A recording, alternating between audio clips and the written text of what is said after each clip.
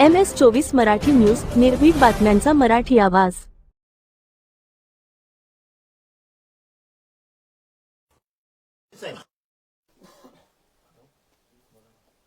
तुम्हाला तिने ताळात कुणी नाही राहणार. मी जर सगळं काढलं तर तुम्ही किती मेटा कुठे लालते ना, आणि मराठीचं वाटलं असं करताय. मला तुम्ही जेलात साडवा, मला गोळ्या घालून मारा, पण माझ्या मराठ्यांच्या लेकराचं वाटलं करू नका. आणि मराठ्यांनी सुद्धा आता गाफील राहू नका. लोक फक्त गैरसमज करायला बसलेत.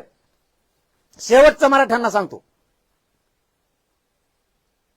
लोक चांगल्या माणसाला टिकू देत नाही. हे चांगलं काम करणार, त्याला एकटं पाडायचं आणि बाजूला सारखायचं, मग चट्टे चट्टे पुन्हा सुरू.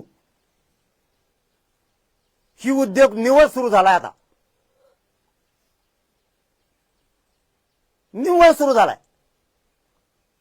अतुल सावे टच द्यायला ते सुद्धा सांगितलं होतं मी तिथं. तुम्ही थांबवा यांना. ते अतुल सावे बी मध्ये मध्ये आला की ते माथ्यासोड उठलेलं कुत्रा असलेलं करतो. आभाळा लोक फिरत तसं. मला नाही वेळ लागणार तुला सुद्धा ठेप्याला आणायला. माथ्यासोड उठवायचे माझ्याकडे सगळं आहे. मराठ्यांना सांगतो, आपलं सगळं सत्य आहे. बावनकुळेने प्रमाणपत्र रद्द करायला लावलेत.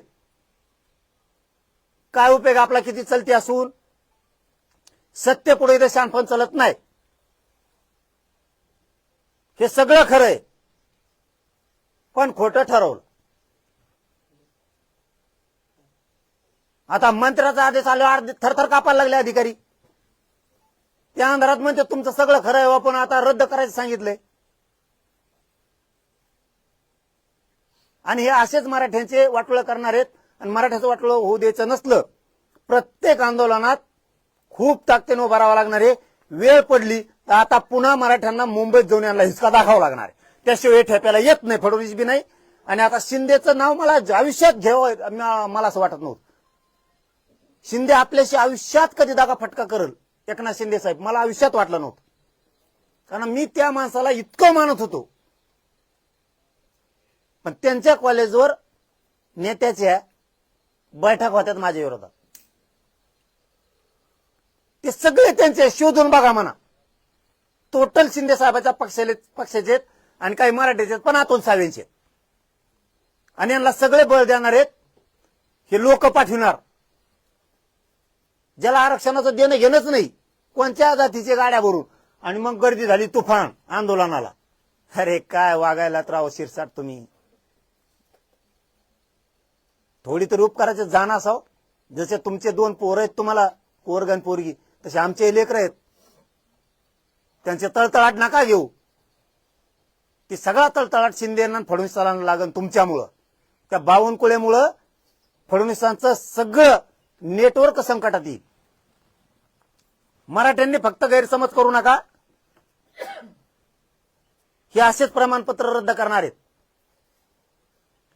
यांना 29 ऑगस्टला हिसका दाखवावा लागणार आहे सगळ्याला. राज्यातले मराठे सगळे सावध व्हा. आता एकजुटीनं लढून सरकारला आता गुडघ्यावर टाकायचं. हे कसे 58 लाखाचे कुणबी प्रमाणपत्र व्हॅलिडिटी देत नाहीत ते बघायचं. आणि हे बी कस का देत नाही आता तेही मी बघतो. आता सगळे पुरावे असून रद्द केले ना, थोड्याच दिवसात मराठ्यांच्या कानावर येईल अवैध केलेले प्रमाणपत्र वैध ठरले म्हणून. थोड्याच दिवसात कानावर येईल.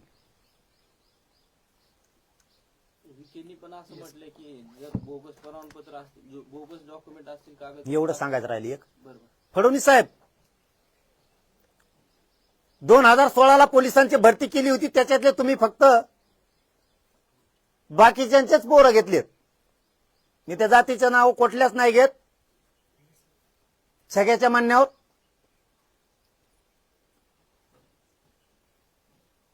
828 पद होते पीएसआयचे. 350 फक्त मराठ्यांचे ठेवले. ते पीएसआयचे ते एपीआय होणार होते. तुमच्यामुळे झाले नाही. माझ्या मराठीचं वाटलं करू नका फडणवीस साहेब. हे सगळे पोरं 28 ऑगस्टला अंतरवाली द्या. कुठे ते 28 ऑगस्टला अंतरवाली द्या. कस का देत नाही बघतो मी. मराठ्यांचं वाटोळं करायचं तुम्हाला कोणी अधिकार दिलेला नाही.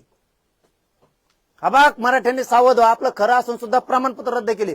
आपले पोरं PSI निवडी झालेले आहेत 2016ला, आणखी लटकून ठेवलेत फक्त मराठ्यांचे आहेत म्हणून. बाकीच्यांचे PSIचे API झाले, माझे मराठ्यांचे आहेत म्हणून नाही झाले. हे हाल आहेत या राज्यात मराठ्यांचे. म्हणून भाजपमधला मराठा 350 पैकी ह्या PSI पैकी एक तरी भाजप